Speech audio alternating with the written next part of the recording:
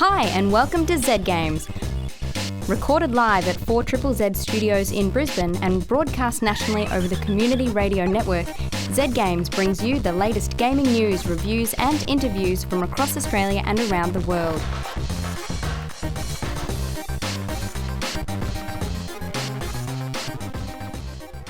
Ladies and gentlemen, welcome again to another exciting episode of Z Games.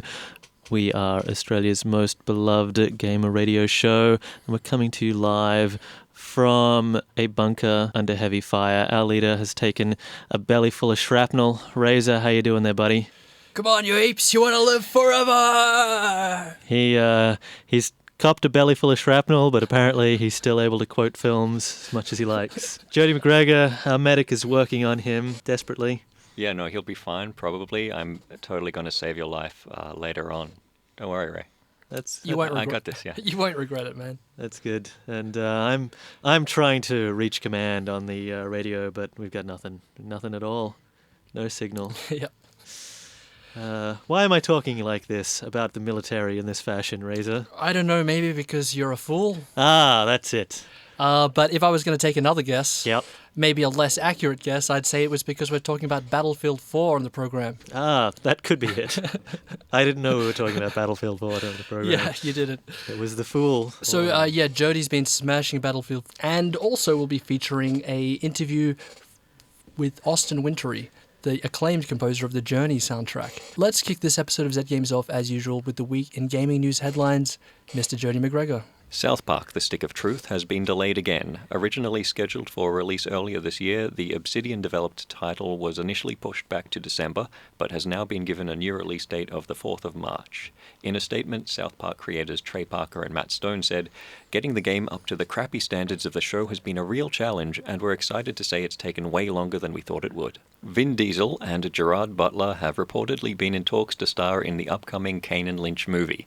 Previously, Bruce Willis and Jamie Foxx were reported as attached to the project, which is being directed by F. Gary Gray of The Italian Job. According to The Hollywood Reporter, Gerard Butler has been all but confirmed for the role of Kane, while the producers are currently courting Vin Diesel to star as Lynch. Well, that's a real hot property, you know. An action movie where one guy plays a lone wolf, the other's a loose cannon.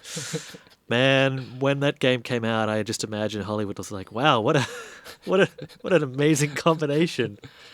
This has never been seen before. We will battle to the death for the rights to film this." It's kind of funny because remember that Max Payne movie starring Marky Mark? Yeah. I think that's going to be a real template for how this is going to go because the Max Payne series it's very cinematic. It draws on cinematic influences. When you make a film out of that game, it kind of sucks. It's cliched. So yeah. I don't see how this Kane and Lynch film is going to go down a different route. Well, see, the thing though with the Max Payne movie was the Max Payne games are really good. So you've got that obvious ledge of disappointment for the audience to land on, whereas here, the Kane and Lynch games are terrible, just awful. The last one ruined a friendship for me. So I just, there's no way they could make a movie as bad as that. So maybe this is why they purchased this franchise. So that they, low expectations. Yeah, spectacularly low expectations. Anything they do is going to be seen as a victory. Well, that's it for the news. Next up, we'll be hearing an interview with Austin Wintory.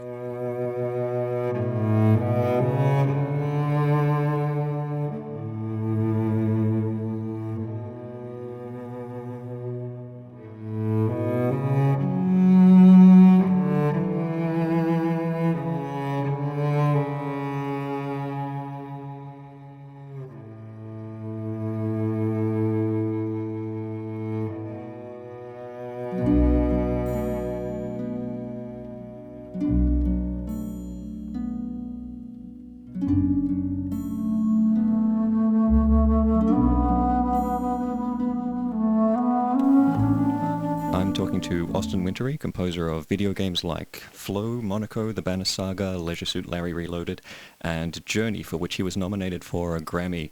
Congratulations on that, by the way. Thank you. You'd think that almost a year now since that happened, hearing someone say that would be less surreal than it is, but it remains rather unbelievable. But nonetheless, I appreciate it. You're Yeah, heading very out to much. Australia this month for Video Games Unplugged, Symphony of Legends, where you'll be conducting a couple of pieces from Journey for us, Nascence and Apotheosis. What made you pick those two?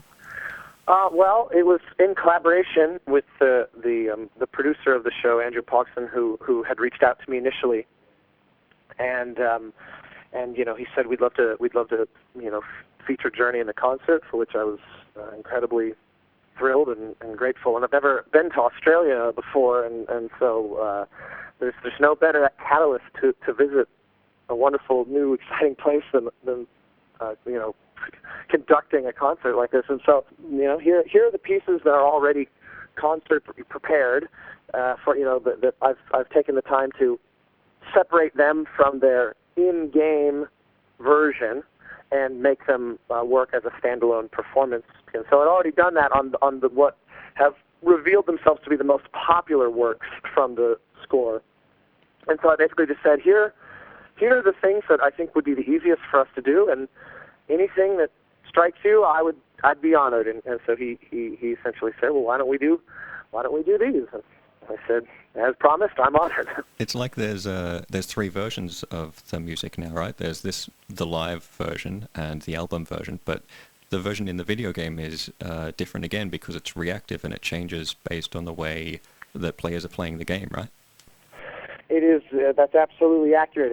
It is highly interactive in game. In fact, as a result, the experience that you have playing it versus listening to the album can be very noticeably different from one another, because I basically had to take the music apart and put it back together again in order to make the album to begin with, because it was not linearly composed music, which is a strange notion, because music is kind of, music unfolds over time, like very few other art forms do, theater or film, or, for example, being other examples. But because of music's relationship to time, it is fundamentally linear. And but game music somehow manages to be non-linear music. And so when it comes time to make an album out of game music, it can be quite difficult. And Journey was particularly so because the music is very reactive to the player. So it was a challenge, but a gratifying one, to say the least, to figure out some way to make that sound like music. On the subject of time, you were working on the music for Journey for 3 years, right? You were involved in the process from the beginning of when the game was first conceived, basically? Yeah, the game didn't exist in anything other than verbal description of the creative director. There wasn't even concept art or anything like that yet.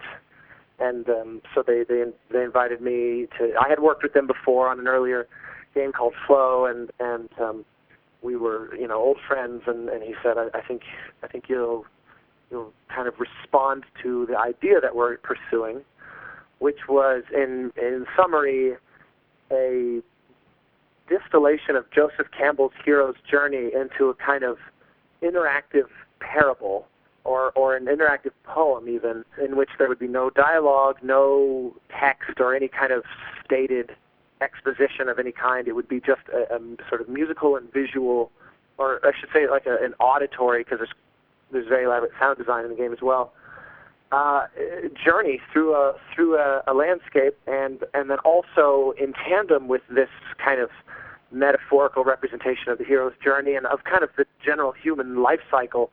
He also really wanted to figure out if there would be a way to create a multiplayer online experience that felt deeply emotional to the players, and it didn't feel like a competitive sort of thing the way most online gaming feels, but was more like this shared experience that would be really genuinely emotionally touching to the people who experience it together. And I remember when he explained all that, I said, I have two reactions. One, you, as a lifelong gamer, you've basically described a game that I feel like I've been waiting my entire life for someone to make, and so I can't overstate how much I am thrilled to be a part of this, to the point of feeling sort of in bewilderment. It seemed too good to be true. It still to this day feels that way. I really genuinely thought this is a game I've wanted to play intuitively my whole life, and now you're actually making it. But then my second reaction on the heels of that was, I don't know how you're going to pull this off. And amazingly enough, he seems to have basically pulled off exactly what his goal was. People play the game and have shockingly powerful emotional responses that in many ways completely overshoot what we even aspired to. So it's been one just crazy ride, to put it most simply.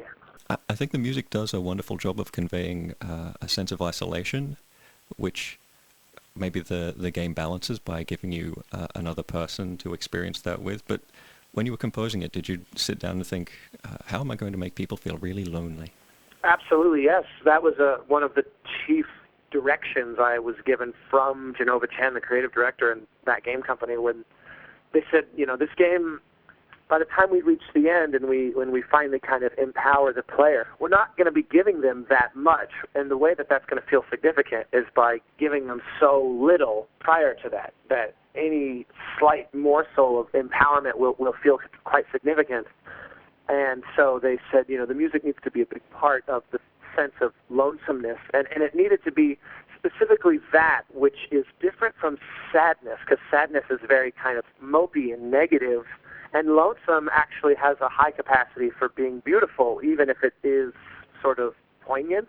And for whatever reason, that idea really struck me, and I found it actually relatively easy to write music that seemed to feel that way. I wish I could lay credit to some highly developed lonesome music technique or something like that. It really wasn't that. I just, like I said, everything comes back to the game for me, and just feeling so inspired by every detail, every bit of engineering and the physics simulations, like sliding through the sand, and like the work of John Edwards, who was the lead engineer on it, to all the incredible sound code, scripting and implementation work by Martin Middleton, to art director Matt Nava, who's one of my great heroes in this life for what he did visually as an art director for that game and its predecessor, Flower.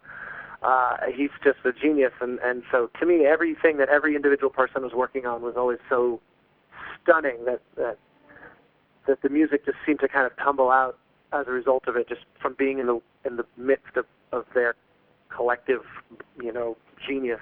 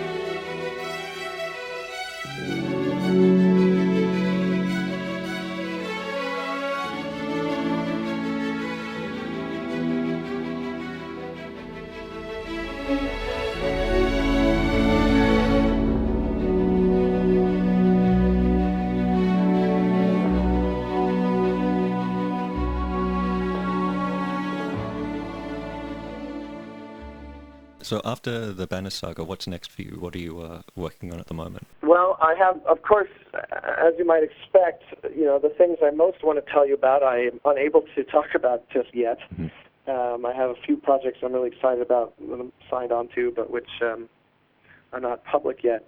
There is one that I am able to talk about that I'm really excited about as well, equally so, which is a game called Abzu, ABZU, which is being produced by a newly formed studio called Giant Squid, which was created by Matt Nava, the art director on Flower and Journey. After he left that game company, he started his own studio and is creative director now on his own game. Well, I look forward to being able to check it out. Good luck with your trip out to Australia and the Symphony of Legends show. I hope you enjoy your first visit here. I can't imagine I won't. My wife visited Australia about a little over 10 years ago, and she has not stopped saying that it's somewhere she badly wants us to visit together ever since then, and so we're finally having occasion to do so, and I can't wait to meet the musicians, and every aspect of it I think is just going to be really wonderful and special, so it's really immensely an honor to be there. All right. Thanks very much for having a chat today, Austin. My pleasure. Happy to, anytime.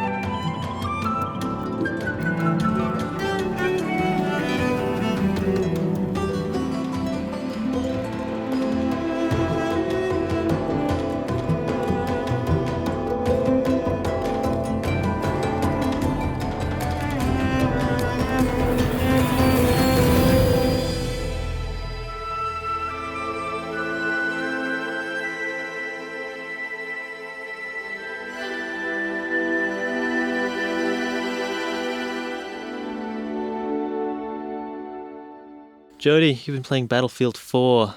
Tell us all about it, starting now. Go. All right, Battlefield.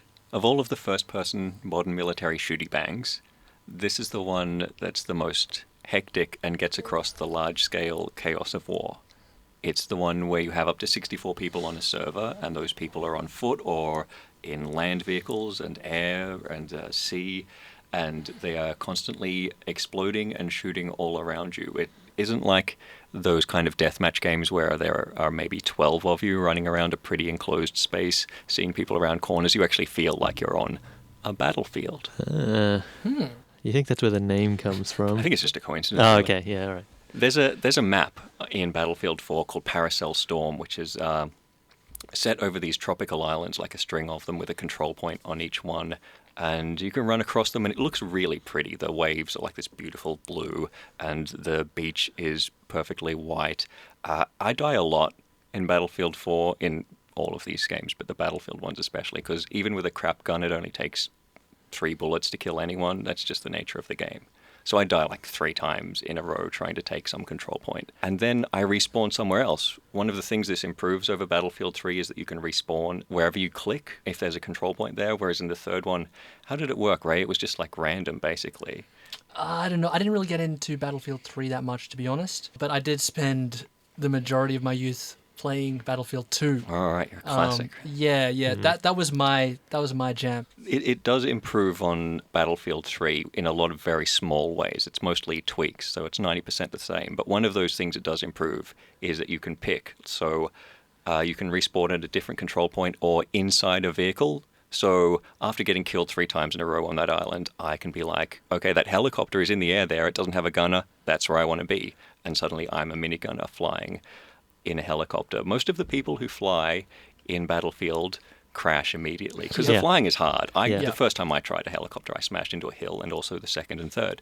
But this guy can fly, and so he flies us out over the water, and there's a half-wrecked aircraft carrier sticking up out of the waves, and it has another control point on it with a bunch of the enemy soldiers there. So he brings it in low, and we minigun them off, and then you can tell he's a good pilot because he can land. Oh. And it's even harder than taking off. Yeah. So he lands us, and I jump out to secure this control point, and I do, and it's great. I'm a hero. And then he flies away. And leaves you there. And leaves me there. Well, he is still a person playing a first-person shooter on the internet. Yes, he still is.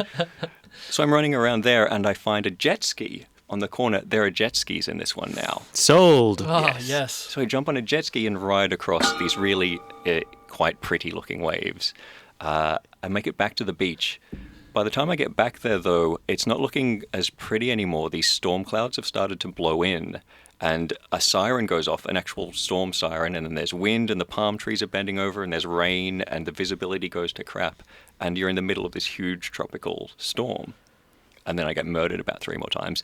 And then I respawn again on a gunship out on the water, and instead of that lovely tropical blue water, there are huge waves rising up, and we're getting tossed and flipped over Whereas the maps in other multiplayer games like Battlefield 3, they were just arenas where you shot people in. These ones actually feel like real places, and they change in ways that are really interesting. They made a big deal about one of the maps having a skyscraper that collapses during the beta, but I think the weather is far more interesting to me than buildings falling over. The fact that this really real feeling tropical storm builds up over the course of your time on this map. Like, I just want to watch that. I'm bored of shooting people. I'm just going to watch the waves blow in for a while and the sky change color. Yeah, so nice. That sounds very dynamic, which, in this case has produced a really great anecdote. But is it the sort of thing where that level of chaos can also just lead to frustration? There are, especially on the servers which have 64 players, there are so many people running around that whether you have a good time or not will really depend on those people. Yeah. Like, you're going to get knifed in the back a lot. You're going to get sniped a lot. Whereas if you play on like one where maybe there's a cap of 32 players, it does feel like a different game and a less insanely chaotic one, and one where you can actually pause and think about things and, use cover in a sensible way. Even though I don't kill a lot of people, I do tend to score quite well because Battlefield scores you for healing other people by dropping med kits and bringing them back to life with the defibrillators, and for spotting enemies, you tap a button and these little triangles appear over the heads of enemies to help point them out. And doing all of that stuff gives you score, but there are a lot of people who don't really care. They're just there to shoot people. And so they kill more people than me, but they don't score as well. Yep. I do like that the game encourages people who play like me. Like, I will happily climb a tower as one of the recon class characters, the snipers, and then just sit at the top of the tower with a pair of binoculars spotting people, and then, the people that I spot usually die quickly afterwards because they've got a big orange triangle over their head. But I didn't do it. I didn't kill that guy. I just pointed at him, and death happened. Your hands are clean. Yeah. You have a laser sight that you can put on vehicles, and then engineers can shoot at them, and their missiles will be guided towards them, which feels great. You're like, there's a helicopter right there, and it's killing 20 guys, and then it falls out of the sky. It just happened. Oh, man. It just happened. You're making me want to go back and play Battlefield again, dude. Yeah. So those are the things that are good about it. Yep. Now list all of the things that are bad about it. Go. How long do you have? It's straddled with this unlock system, which means that you level up as you play. You have an overall level and then an individual level for each of the game's 4 classes, and for each of its weapon types, and for each of its blah and its blah, blah, blah. And you have to unlock not just slightly different machine guns or whatever, but things that allow you to play in more interesting ways, like those defibrillators you can use to be a medic and bring people back to life. You have to be level 3 in being an assault class guy before you can even use those. So you have to kill hundreds of people before you are actually allowed to save them then? Yes. You have to play... Just like being a real doctor. Yeah, that's how it works. Yeah. you have to play in the vanilla, I just have a machine gun and a pistol way for a while before you have more options. To unlock missiles, air-to-air missiles in the jets, you have to unlock them by spending a bunch of time just using machine guns, which are great for harassing people on the ground.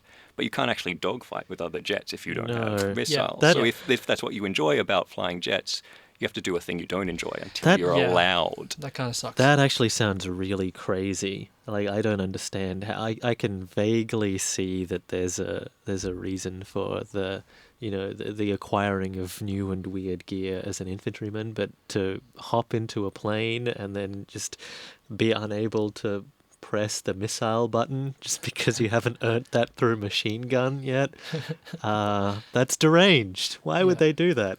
Yeah, it's frustrating. I guess it creates the feedback loop that keeps people playing, but I am the kind of person who sees the frustration. Yep. Battlefield 3 had a microtransaction system whereby you pay a certain amount of dollars and you get a really good weapon. In my opinion, that sucks because you can have a level 1 guy with the best gun just killing everyone, and they didn't earn it, with the iron price or whatever.